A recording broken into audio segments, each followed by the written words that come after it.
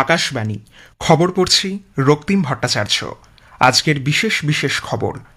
প্রধানমন্ত্রী নরেন্দ্র মোদী কাতার, ওমান সহ বিভিন্ন দেশের শীর্ষ নেতাদের সঙ্গে পশ্চিম এশিয়া পরিস্থিতি নিয়ে টেলিফোনে কথা বলেছেন। সেখানে উত্তেজনা প্রশমনে জোর দেওয়া হয়েছে আলাপ আলোচনা ও কূটনৈতিক প্রয়াসের ওপর। ধারাবাহিক হত্যাকাণ্ড, বিমান হামলা এবং জ্বালানি কেন্দ্রগুলির উপর লাগাতার আক্রমণের পর পশ্চিম এশিয়ায় উত্তেজনা ক্রমশ ঊর্ধ্বমুখী। ইরান পশ্চিম এশিয়ার দেশগুলিকে তাদের ভূখণ্ড কাজে লাগিয়ে মার্কিন যুক্তরাষ্ট্র যাতে নিজেদের সামরিক ঘাঁটি ব্যবহার করতে না পারে সেই উদ্যোগ গ্রহণের আহ্বান জানিয়েছে। উপসাগরীয় অঞ্চলে জ্বালানি কেন্দ্রগুলির উপর সাম্প্রতিক হামলায় গভীর উদ্বেগ প্রকাশ করেছে ভারত। শিল্প বাণিজ্যমন্ত্রী পীয়ূষ গোয়েল ব্রিটেনের সংসদীয় এক প্রতিনিধি দলের সঙ্গে বৈঠকে ভারত ব্রিটেন সম্পর্ক আরও এগিয়ে নিয়ে যাওয়ার উপর জোর দিয়েছেন। কংগ্রেস কেরালা বিধানসভা নির্বাচনের জন্য তাদের দ্বিতীয় প্রার্থী তালিকা প্রকাশ করেছে। অর্লিও মাস্টার্স ব্যাডমিন্টন প্রতিযোগিতায় ভারতের তানভীর শর্মা, ঈশারানী বড়ুয়া এবং মালবিকা বানসোর মহিলাদের সিঙ্গলসের কোয়ার্টার ফাইনালে উঠেছেন। আসছি বিস্তারিত খবরে। পশ্চিম এশিয়ার উদ্ভূত উত্তেজনা পরিস্থিতি নিয়ে প্রধানমন্ত্রী নরেন্দ্র মোদী গতকাল একাধিক দেশের রাষ্ট্রপ্রধানদের সঙ্গে বার্তালাপ করেন। ফ্রান্সের প্রেসিডেন্ট ইম্যানুয়েল ম্যাক্রোর সঙ্গে আলাপচারিতার পর সমাজ মাধ্যমে এক পোস্টে প্রধানমন্ত্রী জানান, মধ্যপ্রাচ্যে দ্রুত সংঘর্ষ বিরতি প্রয়োজন বলে উভয় নেতাই সহমত হয়েছেন। তিনি বলেন, ওই অঞ্চলে শান্তি ও স্থিতাবস্থা ফেরাতে তাঁরা পারস্পরিক আলোচনা আগামী দিনেও চালিয়ে যাবেন। ওমানের সুলতান হাইতাম বিন তারিকের সঙ্গে কথোপকথনের পর সমাজ মাধ্যমে প্রধানমন্ত্রী জানান, মধ্যপ্রাচ্যের শান্তি ও স্থিতাবস্থা সুনিশ্চিত করতে আলোচনা ও কূটনীতি একমাত্র পথ বলে তারা ঐকমত্যে পৌঁছেছেন। প্রধানমন্ত্রী গতকাল মালয়েশিয়ার প্রধানমন্ত্রী আনোয়ার ইব্রাহিমকে আসন্ন ঈদ উৎসবের অগ্রিম শুভেচ্ছা জানান।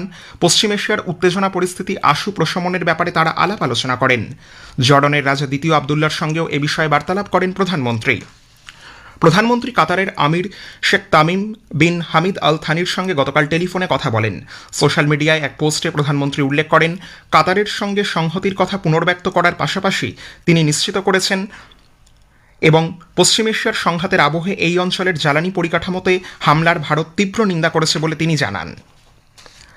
ধারাবাহিক হত্যাকাণ্ড, বিমান হামলা এবং জ্বালানি কেন্দ্রগুলির উপর লাগাতার আক্রমণের পর পশ্চিম এশিয়ায় উত্তেজনা আরও বাড়ছে। ইসরায়েলি বাহিনী লেবাননের অভ্যন্তরে প্রবেশ করে বেইরুটের কেন্দ্রীয় এলাকায় হামলা চালিয়েছে। বাস্তা ও জুকাক আল ব্লাট অঞ্চলে অন্তত 12 জনের নিহত হওয়ার খবর মিলেছে। রাষ্ট্রসংঘের অবিলম্বে যুদ্ধবিরতির আহ্বান সত্ত্বেও ইসরায়েলি সেনারা লিতানি নদীর দিকে অগ্রসর হচ্ছেন। রিয়াধে 12টি আরব ও ইসলামী দেশের বিদেশমন্ত্রীরা এক যৌথ বিবৃতিতে ইরানের ক্ষেপণাস্ত্র হামলার নিন্দা করেছে। এদিকে পারস্য উপসাগর জুড়ের জ্বালানি কেন্দ্রগুলোতে উচ্চ সতর্কতা জারি হয়েছে। কুয়েত পেট্রোলিয়াম কর্পোরেশন জানিয়েছে, 2টি ড্রোন হামলায় তাদের শোধনাগার ক্ষতিগ্রস্ত হয়েছে। মিনা আল আমাদি ও মিনা আবদুল্লাহ রিফাইনারিতে অগ্নিকাণ্ড ঘটলেও কোনো হতাহতের খবর নেই। সংযুক্ত আরব আমিরশাহী জানিয়েছে, তারা ইরানের কয়েকটি ক্ষেপণাস্ত্র ও ড্রোন ধ্বংস করে দিয়েছে। ইরান পশ্চিম এশিয়ার দেশগুলিকে তাদের ভূখণ্ড কাজে লাগিয়ে মার্কিন যুক্তরাষ্ট্র যাতে নিজেদের সামরিক ঘাঁটি ব্যবহার করতে না পারে সেই উদ্যোগ নেওয়ার আহ্বান জানিয়েছে। সামাজিক মাধ্যমে ইরানের বিদেশ মন্ত্রকের পক্ষে এক বিবৃতিতে বলা হয়েছে, এই সামরিক ঘাঁটিগুলি বর্তমান সংঘর্ষের প্রধান কারণ এবং তেহরানের বিরুদ্ধে অভিযান চালানোর জন্য এগুলিকে ব্যবহার করা হচ্ছে। এর ফলে আক্রমণ আরও জোরদার হয়ে উঠছে বলেও উল্লেখ করা হয়েছে। অবিলম্বে নিজেদের ভূখণ্ড ব্যবহার করে এ ধরনের কাজ প্রতিহত করা এবং ইরানের বিরুদ্ধে আমেরিকা ও ইসরায়েলের যৌথ সামরিক অভিযান বন্ধ করার প্রয়োজনীয়তার উপরেও জোর দিয়েছে তেহরান। বিদেশ মন্ত্রকের মুখপাত্র ইসমাসিল বাঘেই জোর দিয়ে বলেছেন, আন্তর্জাতিক আইন অনুযায়ী নিজেকে প্রতিহত করার সব রকমের অধিকার তেহরানের রয়েছে। Britain, France, Germany, Italy, Netherlands এবং জাপান হরমুজ প্রণালী দিয়ে নিরাপদে জাহাজ চলাচল নিশ্চিত করার লক্ষ্যে উপযুক্ত প্রচেষ্টায় সামিল হতে সম্মত হয়ে জানিয়েছে, তারা বিশ্বের জ্বালানি বাজার স্থিতিশীল করতে প্রয়োজনীয় পদক্ষেপ গ্রহণ করবে। ব্রিটেনের প্রধানমন্ত্রী কিয়ার স্টারমারের দপ্তর থেকে প্রকাশিত এক যৌথ বিবৃতিতে এই রাষ্ট্রনেতারা ইরানের হামলার তীব্র নিন্দা করেছেন এবং ইরানকে অবিলম্বে তাদের কার্যকলাপ বন্ধ করার আহ্বান জানিয়েছেন। হরমুজ প্রণালীকে কোনোভাবে অবরুদ্ধ করার প্রচেষ্টা থেকে ইরানকে বিরত থাকতেও বলেছেন তারা। উপসাগরীয় অঞ্চলে জ্বালানি কেন্দ্রগুলির উপর সাম্প্রতিক হামলায় ভারত গভীর উদ্বেগ প্রকাশ করেছে। বিদেশ মন্ত্রকের মুখপাত্র রণধীর জয়সওয়াল গতকাল নতুন দিল্লিতে সাংবাদিকদের জানান, এই ধরনের হামলা একেবারেই গ্রহণযোগ্য নয় এবং অবিলম্বে বন্ধ হওয়া উচিত। তিনি বলেন, জ্বালানি সরবরাহ নিয়ে বড় ধরনের উদ্বেগ তৈরি হয়েছে। সংঘাতের ফলে জাহাজ চলাচলও প্রভাবিত হচ্ছে। সরকার এলপিজি সরবরাহের দিকে লাগাতার নজর রেখেছে। ঘরোয়া রান্নার গ্যাসের গ্রাহকদের অগ্রাধিকার দেওয়া হচ্ছে বলেও জানান শ্রী জয়সওয়াল। তিনি আরও বলেন, পশ্চিম এশিয়ার পরিস্থিতি নিয়ে বিশ্ব নেতারা নিয়মিত যোগাযোগ রাখছেন। প্রতিবেশী দেশগুলোর মধ্যে বাংলাদেশ, শ্রীলঙ্কা ও মালদ্বীপ ভারত থেকে জ্বালানি সহায়তা চেয়েছে। shipping routes have been impacted. On ours here in India, the Ministry of Petroleum, every day we have daily press briefing this particular aspect. Supply of LPG is a matter of concern. Therefore, we are prioritizing domestic consumption, domestic consumers first. Their needs will be taken care of, and then we'll see how we deal with the way how we supply LPG to commercial establishments. But that is a matter of concern because of shortage of supply. We had 2 tankers which came in recently. আফগানিস্তানে পাকিস্তানের সাম্প্রতিক বিমান হামলার ভারত তীব্র নিন্দা করেছে। বিদেশ মুখপাত্র বলেন, অসামরিক এলাকাগুলিকে লক্ষ্য করে এ ধরনের বর্বরোচিত হামলা মানুষের প্রচণ্ড দুর্ভোগের কারণ হয়েছে। পাকিস্তানের গোপন পারমাণবিক কর্মসূচি বিস্তারের দীর্ঘ ইতিহাস রয়েছে বলেও উল্লেখ করেন তিনি। Pakistan's clandestine history of nuclear proliferation is for everybody to see, and everybody understands that, and the risk that it poses to the international community. So there is nothing new in it. It's just that this has been yet again highlighted. As far as this assessment that you've talked about, internal assessment, security assessment of the United States, on our side we are closely working with the U.S. government on counter narcotics issues. We have a shared objective here to how we deal with this menace. We have a working group, and through this working group we have an institutional dialogue mechanism to address this shared common challenge. সরকার জানিয়েছে, সারা দেশে গৃহস্থালির ব্যবহারের জন্য পাইপবাহিত প্রাকৃতিক gas PNG এবং পরিবহন ক্ষেত্রের জন্য CNG গ্যাসের সম্পূর্ণ সরবরাহ নিশ্চিত করা হয়েছে।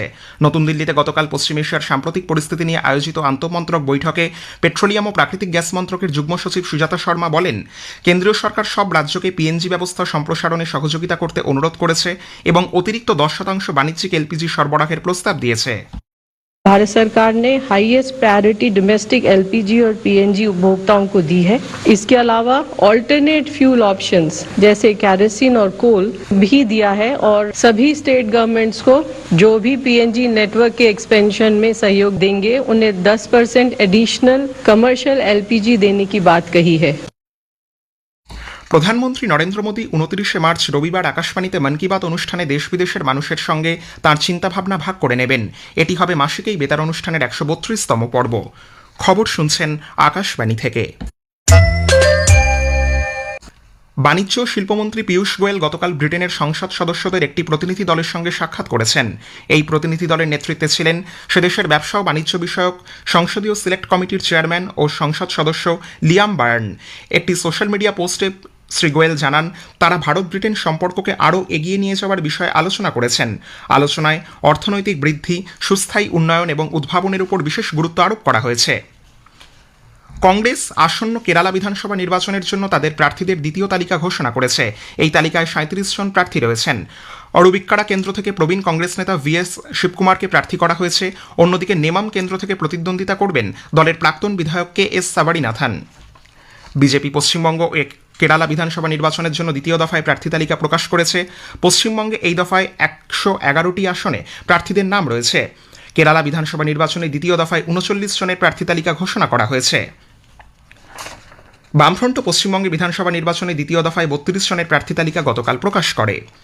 পশ্চিমবঙ্গে এসআইআর প্রক্রিয়ায় অ্যাডজুডিকেশনে থাকা ভোটারদের নাম ঝাড়াই বাছাইয়ের পর প্রথম অতিরিক্ত তালিকা বা সাপ্লিমেন্টারি লিস্ট আজ প্রকাশিত হতে পারে। অতিরিক্ত তালিকা প্রকাশের পর যে সমস্ত নাম বাদ যাচ্ছে তাদের পক্ষ থেকে কোথাও যাতে অশান্তি ছড়াতে না পারে সেদিকে নজর রাখার পাশাপাশি এসআইআর এর কাজে নিযুক্ত বিচারক বা জুডিশিয়াল আধিকারিকদের নিরাপত্তা সুনিশ্চিত করতেই গতকাল এক জরুরি বৈঠক করেন কলকাতা হাইকোর্টের প্রধান বিচারপতি সুজয় পাল। 1447 হিজরির শাওয়াল মাসের চাঁদ না দেখা যাওয়ায় ভারতে ঈদ উল ফিতর আগামীকাল অর্থাৎ শনিবার 21 তারিখ উদযাপিত হবে। নাখোদা মসজিদের তরফে এক বিজ্ঞপ্তিতে কথা জানানো হয়। অনুকূল পরিস্থিতি এবং বঙ্গোপসাগর থেকে প্রচুর পরিমাণে জলীয় বাষ্প প্রবেশের কারণে পশ্চিমবঙ্গের প্রায় সব জেলাতেই রবিবার পর্যন্ত ঝোড়ো হাওয়া ও বজ্রবিদ্যুৎ সহ বৃষ্টি এবং শিলাবৃষ্টির পূর্বাভাস দিয়েছে আবহাওয়া দপ্তর। বাতাসের গতিবেগও আজ বাড়তে পারে এবং কালবৈশাখীর সম্ভাবনা আছে বলে আলিপুর আবহাওয়া দপ্তরের অধিকর্তা ডক্টর হাবিবুর রহমান বিশ্বাস আকাশবাণীকে জানিয়েছেন। 3 দিনে আমাদের আবহাওয়া কালবৈশাখী সহ বজ্রবিদ্যুৎ সহ দমকা হাওয়া এবং ভারী বৃষ্টিপাত উত্তরবঙ্গে, দক্ষিণবঙ্গে শিলাবৃষ্টি এবং দমকা হওয়ার সম্ভাবনা থাকছে। 3 দিনের পরে আবার কমে যাবে।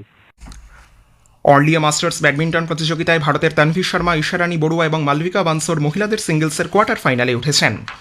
শেষ করার আগে খবরের বিশেষ কিছু অংশ আরও একবার।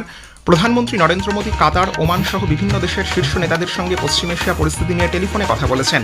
সেখানে উত্তেজনা প্রশমনে জোর দেওয়া হয়েছে কূটনৈতিক প্রয়াসের ওপর। ধারাবাহিক হত্যাকাণ্ড, বিমান হামলা এবং জ্বালানি কেন্দ্রগুলির উপর লাগাতার আক্রমণের পর পশ্চিম এশিয়ায় উত্তেজনা ক্রমশ ঊর্ধ্বমুখী। খবর শেষ হলো, এরপরের খবর 7:25 মিনিটে।